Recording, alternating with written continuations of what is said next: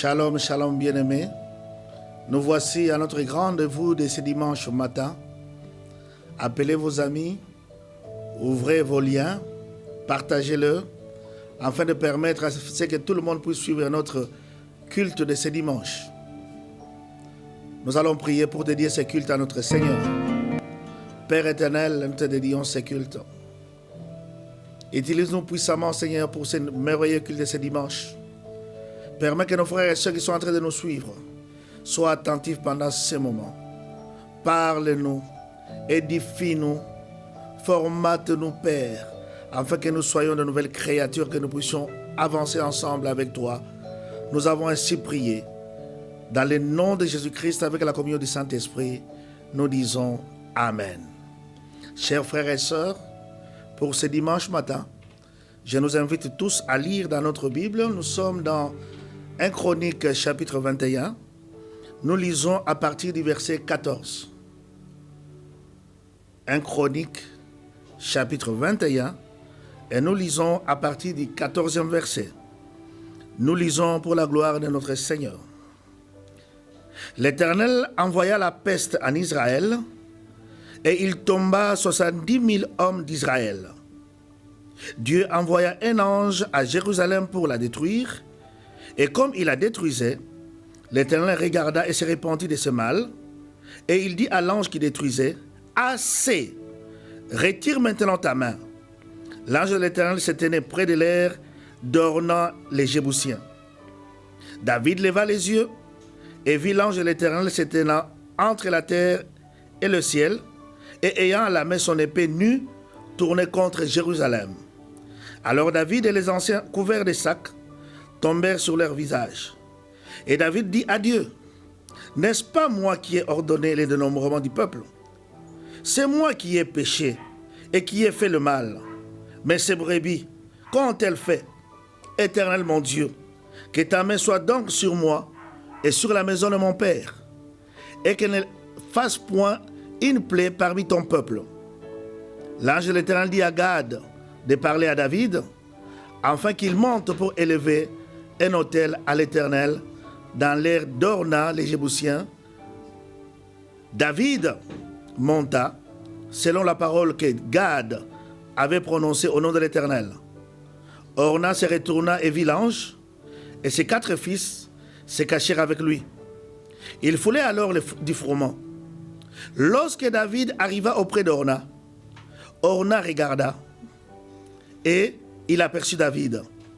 Puis il sortit de l'air et se prosterna devant David, le visage contre terre. David dit à Ornan, « Cède-moi l'emplacement de l'air pour que j'y bâtisse un autel à l'Éternel. Cède-le-moi contre sa valeur en argent, afin que la plaie se retire de dessus le peuple. » Ornan répondit à David, « Prends-le, et que mon Seigneur le roi fasse ce qui lui semblera bon. Vois, je donne le bœuf pour l'holocauste, les chars pour le bois et les froment pour l'offrande.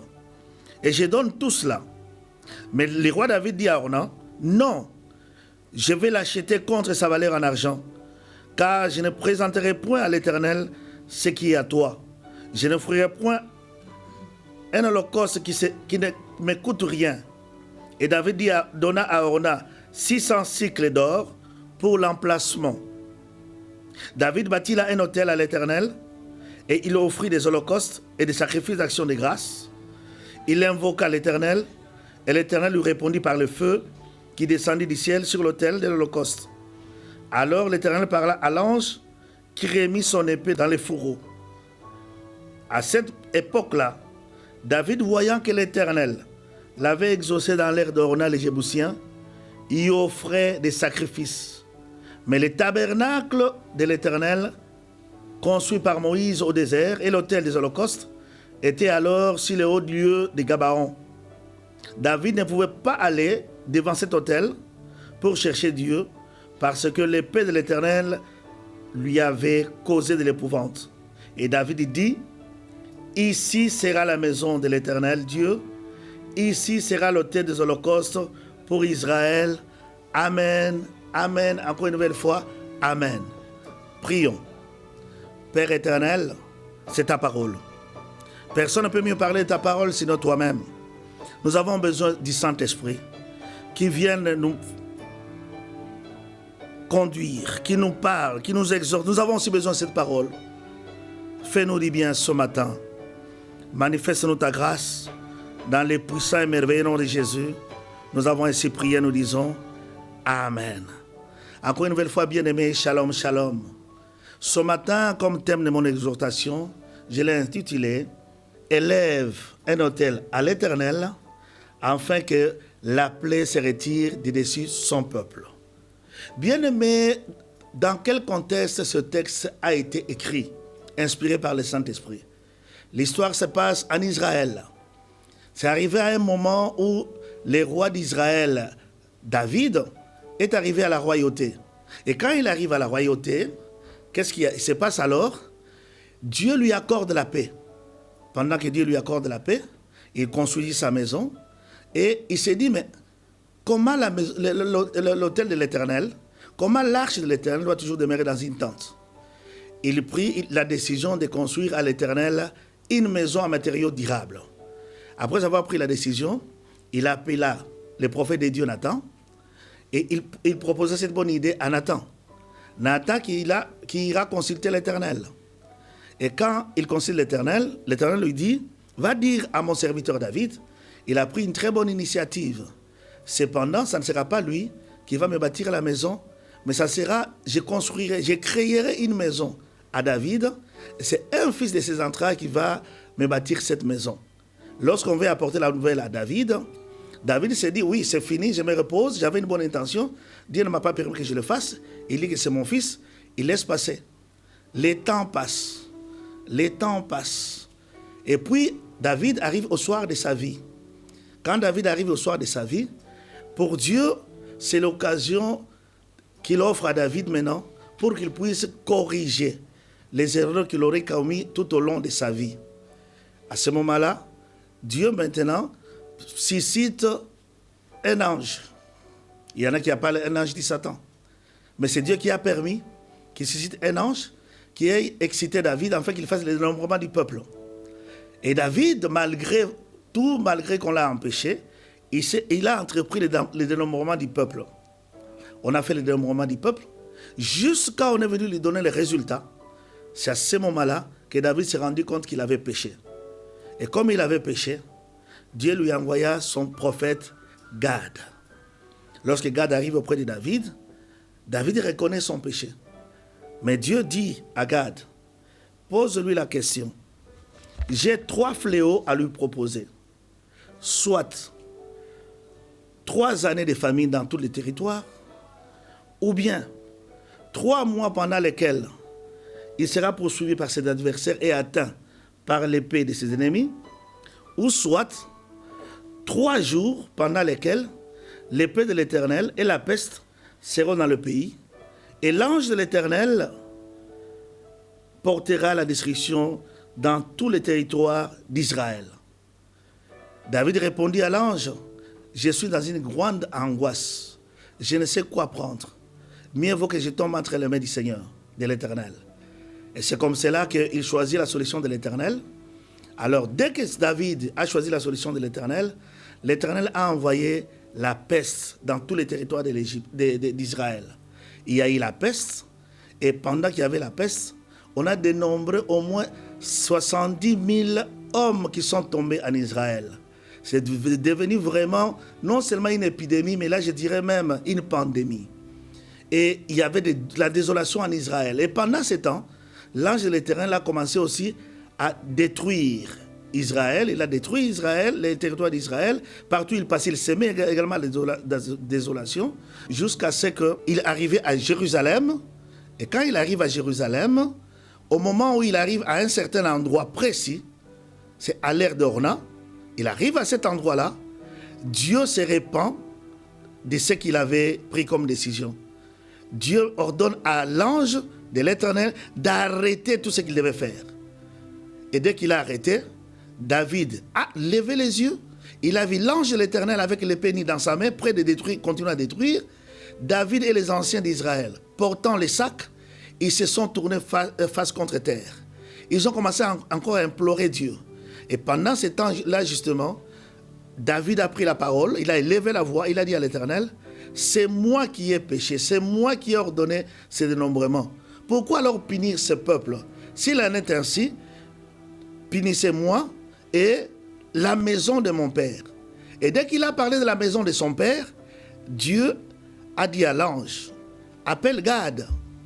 Il a appelé Gad, il a dit à Gad, va dire à mon serviteur David qu'il monte jusqu'à l'aire d'Orna. Et là, qu'il me bâtisse un hôtel et qu'il m'invoque. Et là, je vais apporter la solution. Et c'est comme cela que David va monter jusqu'à l'aire d'Orna. Il trouve là Orna et il va acheter cette portion de terre. Il va l'acheter à Orna. Après l'avoir acheté, après avoir acheté également les holocaustes, David va entreprendre de bâtir un hôtel à l'Éternel. Après avoir bâti l'hôtel à l'Éternel, il va y mettre l'holocauste.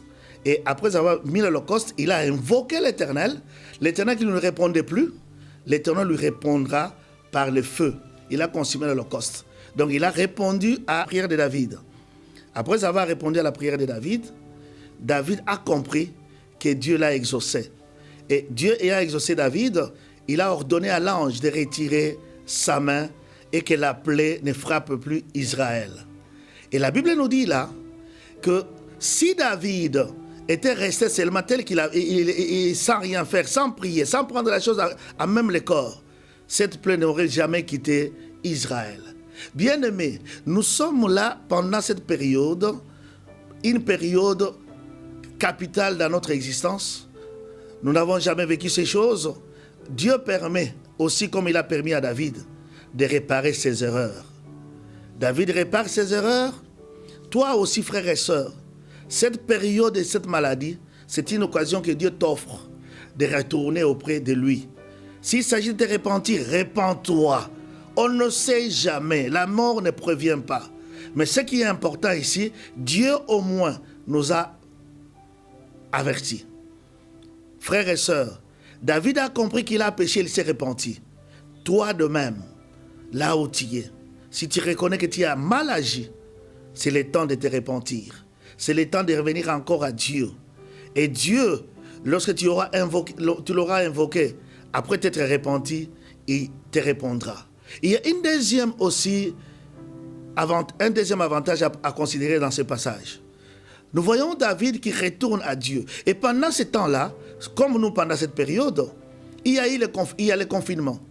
Le confinement nous permet à chaque famille de rester chez soi. Et lorsque nous sommes chacun chez nous, qu'est-ce qui se passe? N'oublions pas nos rendez-vous avec notre Seigneur. N'oublions pas que c'est le moment que Dieu nous offre pour de nouveau communier avec lui. Peut-être que nous avons perdu cette habitude de communier en famille, mais Dieu nous donne l'occasion, à nouveau, de restaurer la prière familiale, afin que nous soyons forts. La prière à l'église, au culte, c'est bon, mais là, Dieu nous permet que nous puissions être forts, d'abord, au niveau de la famille. Et lorsque nous allons nous retrouver dans les églises, nous serons encore plus forts. David l'a fait avec les siens. Dieu lui a répondu. Mais qu'est-ce que j'aime avec Dieu? Dieu a permis non seulement que David, au soir de sa vie, qu'il puisse réparer sa vie, non seulement cela, Dieu ne voit pas seulement le passé, il ne voit pas seulement le présent, mais il voit aussi le futur. Et c'est comme cela que Dieu, lorsque nous voyons ce qu'il a dit à David, nous voyons ici David, dès qu'il a compris que c'est là où Dieu l'a exaucé, David n'a plus quitté cet endroit. David, qu'est-ce qu'il a fait? Il a compris que c'est cet endroit-là que Dieu lui a indiqué. David avait commis une erreur. Quelle a été l'erreur grave de David? Il avait eu la meilleure intention de demander à Dieu de lui bâtir la maison, mais seulement, quand Dieu lui avait dit, ce n'est pas toi, c'est quelqu'un de ta maison, qu'avait fait David? Il a tout arrêté. Ce n'était pas l'intention de Dieu. Dans l'intention de Dieu, il voulait que David aille avec lui jusqu'au bout. David allait lui construire une maison. Où est-ce qu'il allait lui construire une maison? David n'a même pas posé la question. Et Dieu s'attendait à ce que David lui pose cette question-là. Et David n'a pas posé cette question-là. Voilà l'erreur de David. Et Dieu a permis cette fois-ci de relever David de son erreur. Il lui a indiqué l'endroit où il devait construire la maison de l'Éternel. Bien sûr que ce n'était pas lui qui devait construire.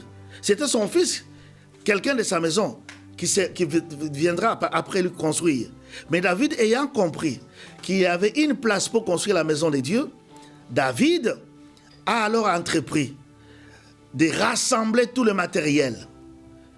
Tout le matériel en vue de la construction de la maison de Dieu. Tout ce qu'il pouvait le faire, il a fait. Pourquoi? Parce qu'il ne voulait pas que celui qui viendra construire par après lui, surtout que Dieu lui avait déjà indiqué chez son fils Salomon, qu'il puisse manquer de quelque chose. Et c'est comme cela, après avoir rassemblé tout le matériel, alors il a appelé Salomon. Il a dit à Salomon, écoute mon fils, j'ai voulu construire la maison à Dieu, mais Dieu ne m'a pas permis. Il m'a donné des raisons, et les raisons sont valables. Voilà pourquoi il t'a choisi. Et comme il t'a choisi, voici mon fils les lieux où tu vas bâtir la maison de Dieu. Et c'est sur l'heure de Orna. Il lui a montré l'endroit. La Bible nous rappelle dans 2 Chroniques chapitre 3, premier verset, que Salomon, au 4e année de son règne, il a entrepris de bâtir la maison à l'Éternel son Dieu. Mais où est-ce qu'il va bâtir la maison? À l'endroit même où que David l'avait indiqué. Et David, c'est l'ange qui lui avait indiqué cet endroit-là. La Bible dit, Salomon a commencé à construire la maison de l'Éternel sur le mont Morija, et c'est là où il a bâti les temples de l'Éternel. Et après avoir bâti, il a offert aussi des holocaustes. Dieu aussi a également exaucé. Et la Bible dit, l'arche de l'alliance qui était sur le mont Gabaon a été ramenée jusque dans cette maison-là. Et désormais, la prière se tenait dans cette maison-là. Mais ce que j'aime avec Dieu, il ne fait rien sans regarder à l'histoire, il ne fait rien sans projeter l'avenir. Là, il a présenté à Salomon, il a présenté à David l'endroit où il voulait qu'on puisse construire les temples. Mais le mont Morija, ça me rappelle quelque chose. Il y a des années avant cela, des années bien avant cela, dans le livre de Genèse, on nous apprend qu'il y avait notre patriarche Abraham. Il venait de recevoir, il venait d'acquérir son fils Isaac. Un jour, Dieu se lève et lui dit, offre-moi ton fils, ton bien-aimé, celui que tu aimes. Offre-le sur la montagne que je te montrerai, je te dirai. Et c'était quelle montagne? C'est encore la montagne de Morija. À la montagne de l'Éternel, il sera pourvu. Frères, sœurs, pendant cette période, élève un autel à l'Éternel. Puisque Dieu va te répondre, c'est là où Dieu pourvoira pour tous tes besoins. Pour tous tes besoins, frères et sœurs. N'ayez pas peur, n'ayez crainte de rien. Dieu ne va pas t'abandonner. Même à ta maison, élève l'autel de Dieu. Là, Dieu va te répondre. À la montagne de Dieu, Dieu pourvoira. Là où se trouve la présence de Dieu, Dieu pourvoit toujours. Pendant cette période, n'ayez aucune crainte. Tu es dans la présence de Dieu. Crée cette présence et permet qu'à tout moment que tu l'invoqueras, qu'il te réponde. Le Dieu qui a répondu par le feu à Élie plus tard est le même qui avait commencé par répondre à David par le feu. Peut-être que tu ne le savais pas. Tu croyais seulement pour Élie. Mais David, avant Élie, il a invoqué l'Éternel à l'endroit que Dieu avait agréé. Et le feu est descendu. Il a consumé l'Holocauste. Frères et sœurs, c'est possible dans ta vie aujourd'hui. Pendant cette période, que Dieu aussi exauce ta prière. Dieu ne va pas t'abandonner. Tu ne seras jamais une charge pour lui. Non, non, ni un fardeau. Non, jamais. Mais il a besoin de communier avec toi. Il offre l'occasion que nous puissions communier avec lui constamment. Communion avec notre Seigneur. Allons de l'avant. Il ne nous a pas lâchés. D'ici peu, tu vas écouter qu'on a trouvé la solution à ces remèdes. De la même manière qu'il a retiré la plaie du peuple d'Israël. De la même manière, le même Dieu qui n'a pas changé, il va le retirer de dessus de notre pays. Il va le retirer à travers le monde. Il va le retirer afin que le nom de Jésus seul soit glorifié et que le nom de Jésus seul soit béni. Frères et sœurs, ne te décourage pas. Dieu est vivant. Élisée disait, ton Dieu est vivant, ton âme est vivante, moi aussi je suis vivant. Alors frères et sœurs, sois vivant, demeure vivant avec l'Éternel, demeure vivant avec Dieu, demeure vivant avec Jésus-Christ.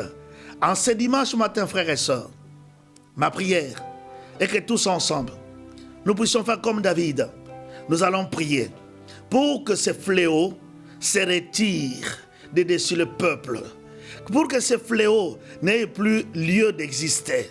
Et cela, il n'y a que Dieu qui peut le faire. Alors, frères et sœurs, il n'est pas encore trop tard. J'ai la pleine conviction que Dieu agira. Et il a déjà commencé à agir. J'ai la pleine conviction que l'ennemi a beaucoup parlé de la victoire avant l'heure. Mais, je te conjure, frères et sœurs, les derniers mots reviennent toujours à notre Seigneur. À la maison là où vous êtes, soyons en communion d'esprit. Dieu va écouter notre prière. Nous allons chasser ces fléaux dans le nom de Jésus. Le temps est arrivé que ceux qui aiment Dieu, nous puissions nous mettre debout pour prier contre ces fléaux. Prions. Père éternel, ce matin je viens avec le Saint-Esprit pour annihiler ces fléaux, cette pandémie, ce qu'on appelle coronavirus. Tu n'as plus lieu d'être dans ce monde. Tu n'as plus lieu d'être dans ce monde. Nous t'anéantissons au nom de Jésus-Christ. Tu as amené la désolation. Tu as amené les troubles dans le cœur. Tu as amené la peur dans la vie. Laisse que maintenant ton temps est révolu. Ton temps est révolu. Je te l'ordonne. Libère le peuple. Libère le peuple. Retourne dans les arides. Retourne dans les arides. Au nom de Jésus-Christ, j'appelle la vie. J'appelle la vie. J'appelle la joie. J'appelle la paix. J'appelle la sécurité. Dans le nom de Jésus. Sur toute la terre. Au nom de Jésus-Christ. Laisse que le Dieu de la présence de Dieu nous fasse grâce. Encore une nouvelle fois, nous disons Amen. Que Dieu vous bénisse.